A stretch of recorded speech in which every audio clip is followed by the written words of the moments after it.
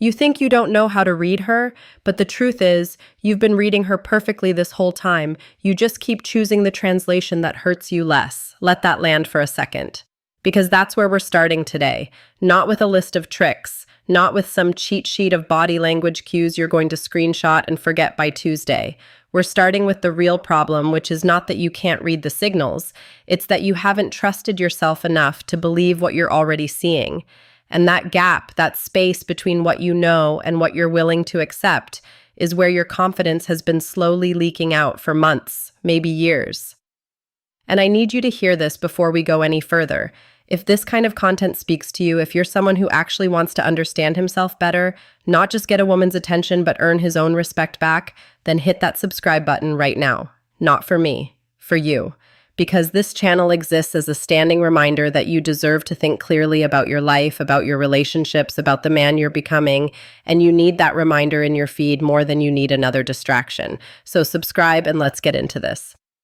Here's the thesis. Here's what we're actually unpacking today. When a woman greets you a certain way, and we're going to get specific, we're going to be surgical about this, it is not just a pleasantry. It is not politeness. It is not social reflex. It is information. It is data. It is her nervous system communicating something her mouth might never directly say. And if you know what to look for, you stop guessing. You stop spiraling. You stop lying awake at 2 a.m, running the whole conversation back in your head, looking for the one sentence that told you what you needed to know.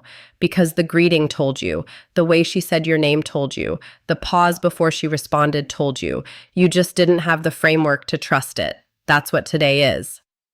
But before we build that framework, we have to dismantle the misconception sitting right at the front of it. Because if we don't address the wrong belief first, the right information has nowhere to go.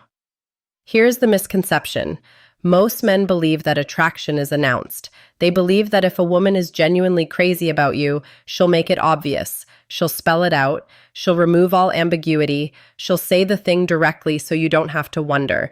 And because most men believe this, they spend their entire relational lives waiting for a level of clarity that almost never comes. Not because women are playing games, but because that's not how attraction actually moves.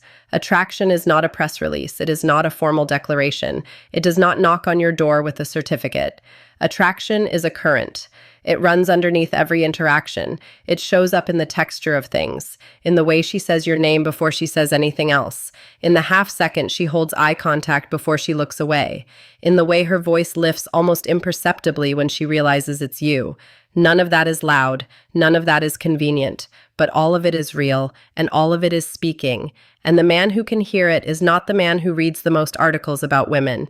He is the man who has done enough work on himself that he trusts his own perception again. Now here's the hard truth, and I need you to stay with me here because this is the part where most people click away, and those are exactly the people who need it most. The reason you've been misreading these signals, or more accurately, ignoring the signals you already correctly read, is not because you're oblivious. It's because you've been operating from a posture of scarcity. You have unconsciously decided, somewhere along the way, that you are not quite the kind of man a woman would be crazy about.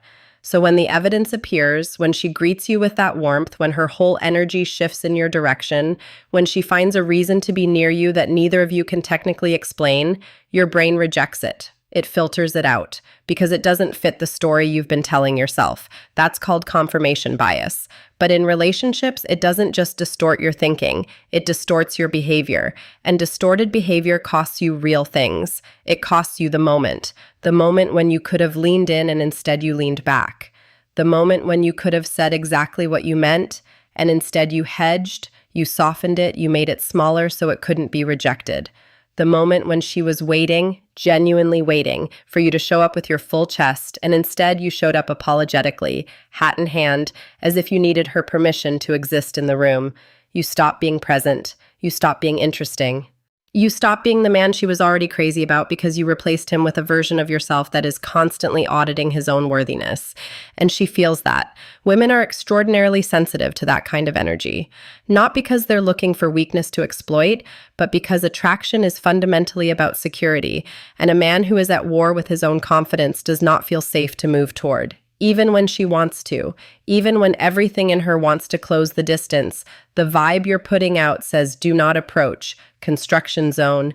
This man does not fully believe in himself yet, and she respects it. She backs up, not because she lost interest, because you gave her no solid ground to step onto. That is what it costs you. The moment, the connection, the relationship that could have been. So now, the reframe. And this is the reframe that changes everything, because it shifts the locus of your focus from her behavior to your state, from what she's doing to who you are. Here is the truth. The signs that a woman is crazy about you are not a puzzle for you to solve. They are a reflection for you to receive. And receiving them well, not desperately, not arrogantly, but calmly, warmly, from a grounded place, that is the most attractive thing you can do in response. The man who sees the signal clearly and receives it without losing himself in it, that man is irresistible. Not because he's playing it cool, but because he's actually cool. There is no performance, there is no strategy, there is just a man who knows who he is, knows what he sees, and moves accordingly. Let's get specific now. Let's talk about the actual greeting, because the title of this video is not an accident, and I don't say things just for clicks.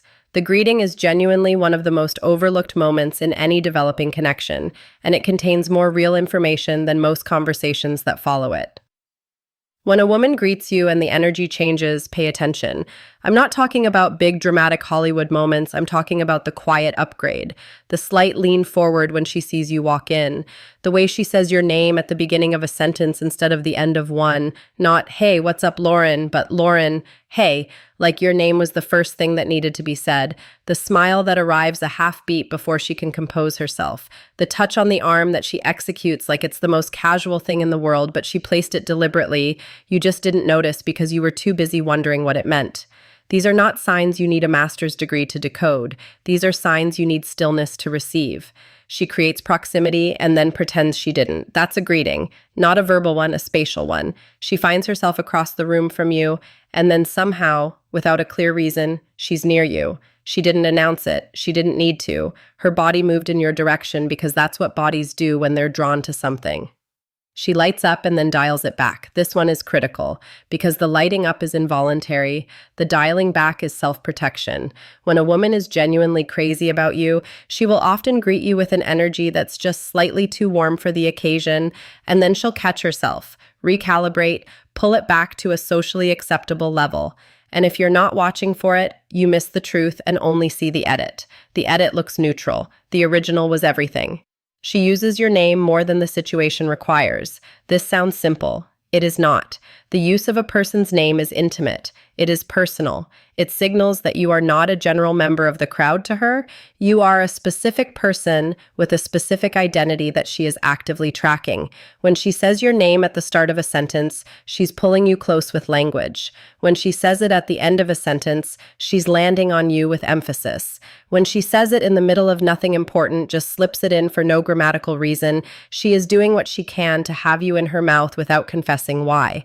She responds faster than she responds to other people. This one lives in the digital era. You send a message. She is 3 hours deep into a Netflix series with her phone face down on the couch. And somehow you get a response in 4 minutes. Not because she was waiting for you specifically, because when it's you, waiting is no longer comfortable. She holds eye contact just a second too long, not staring, not the creepy kind, the kind where the conversation has a natural exit point, where the eyes would normally find something else, and hers don't. They stay on you, 1 beat past necessary, and in that 1 beat, there is an entire sentence she is speaking without words, and you hear it. You hear it every time. You just talk yourself out of believing it. Now I want to talk about the man, because understanding signals is only half the conversation. The other half is the man who receives them. I want you to picture him, not the loudest man in the room, not the most physically imposing, not the man with the most followers or the cleanest hairline. I mean the man who walks in and the room organizes itself slightly differently, not because he demands it, because he simply takes up the right amount of space. No more, no less. He is exactly as present as the moment calls for. He is a man who knows what he wants. He has thought about it. He has been honest with himself about it. And because he is clear on what he wants, he is not easy to manipulate and he is not easy to ignore. He moves through his days with a direction to him, a forward lean, not an urgency, not a hustle culture sprint, but a direction, like a river, not rushing, but absolutely going somewhere. He does not need her validation to feel good about himself. This is the most misunderstood quality of a high-value man because most people think it means coldness, emotional unavailability, disinterest. It does not mean any of those things. He is deeply interested. He is fully present. He enjoys her company with genuine warmth. But his good mood arrived before she got there, and it will be intact when she leaves because his emotional state is not dependent on her performance. He is not hostage to her approval. That stability, that rootedness, is the thing that makes a woman feel safe enough to actually fall. Because when a woman is crazy about a man, what she is really responding to is the feeling that being with him will not cost her her peace, that he will not exhaust her, that the relationship will have solid ground. And this man, she can tell from the greeting, from the way he receives her, from the way his face is calm and warm but not desperate, that he is solid ground. He has boundaries that are not negotiable, not because he is rigid, not because he is afraid, but because he has spent real time figuring out who he is and what he stands for, and he is not willing to trade that clarity for approval.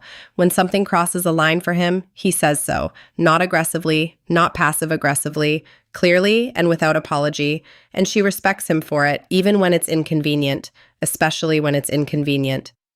He is building something. A career, a vision, a version of himself, something that takes up real energy and real attention and is moving forward. This is not about financial status. This is about orientation. A man who is pointed at something is fundamentally more attractive than a man who is pointed at her, because a man who is pointed at her is asking her to be his entire universe, and that is too much weight for anyone to carry with grace. He does not perform.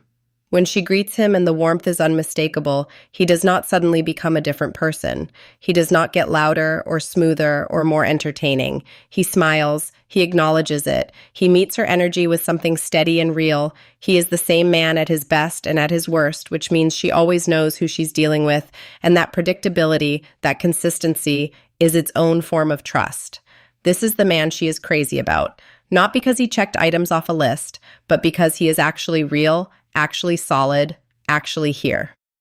And here's the truth about where you are right now. You are closer to being that man than you have been convinced. Somebody, somewhere, maybe a bad experience, maybe a critical voice that lived in your house when you were young, convinced you that you are not quite enough, not quite worthy enough, not quite interesting enough, not quite the kind of man a woman gets crazy about. And you have been carrying that verdict like it was handed down by someone with authority, like it was fact. It is not fact. It is an old story running on outdated data.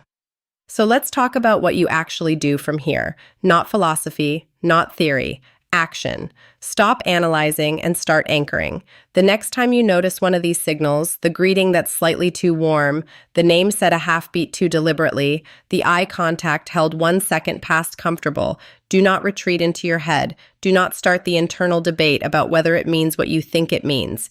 Anchor yourself in the present moment. Breathe, receive it, respond with warmth from a grounded place. That is the entire move. Presence over processing. Stop shrinking the moment it matters. The moment you detect real interest, the moment the energy shifts toward you, is the moment most men make themselves smaller. They hedge, they get awkward, they add unnecessary self-deprecating commentary, they pre-reject themselves before she can. Stop. Whatever you were going to say it fuller, say it warmer, say it without the apology in the voice. You are not imposing, you are participating. There is a difference. Redirect your energy into your own life. This is the one that changes everything at the root level. Because the man who doesn't need her approval is not born that way. He is built. He is built by having real things in his life that demand his attention, real goals, real growth, real relationships beyond the one he's chasing. So redirect. Stop spending 4 hours thinking about the last text exchange. Spend those 4 hours on your work, your craft, your health, your purpose. The man you are building in those 4 hours is the man she notices when he walks in the room. Set the standard for how you're greeted by how you show up. This is the one most people miss entirely. The quality of the greeting you receive is a direct function of the energy you've been projecting. If you've been showing up apologetically, intermittently, with your eyes down and your chest caved in, then the greeting you receive reflects that. Show up differently. Show up like you are somewhere to be, like you have value to bring and you know it, but you're not arrogant about it. You're just clear about it. Show up like your time matters, because it does. And watch the quality of everything around you recalibrate. Have the conversation. When you are certain, when the signals are consistent and clear and your gut has been telling you the same thing for weeks, stop waiting for the perfect moment. The perfect moment is the enemy of the real moment. Have the conversation. Not a performance, not a rehearsed speech, a real, direct, honest conversation. I like you. I'd like to take you out. What do you think? That's it. That is the whole thing.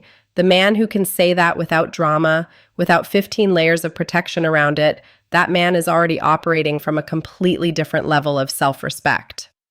And let me tell you what self-respect does. It's not something you feel in isolation. It's something other people feel when they're around you. It is the thing that makes her nervous in a good way. The thing that makes her say your name a little more than she has to. The thing that makes her greet you like you are someone worth greeting. Because you are. And when you fully inhabit that, when you stop merely knowing it intellectually and start living it somatically in the way you breathe and move and speak and occupy space, everything changes. Not just with her, with everything. You are the answer to the question you keep asking. Let me say that again because I need it to get all the way through. You are the answer. You are not waiting to become worthy of being wanted. You are not one more self-improvement podcast away from being enough. You are not a work in progress to be tolerated until completion.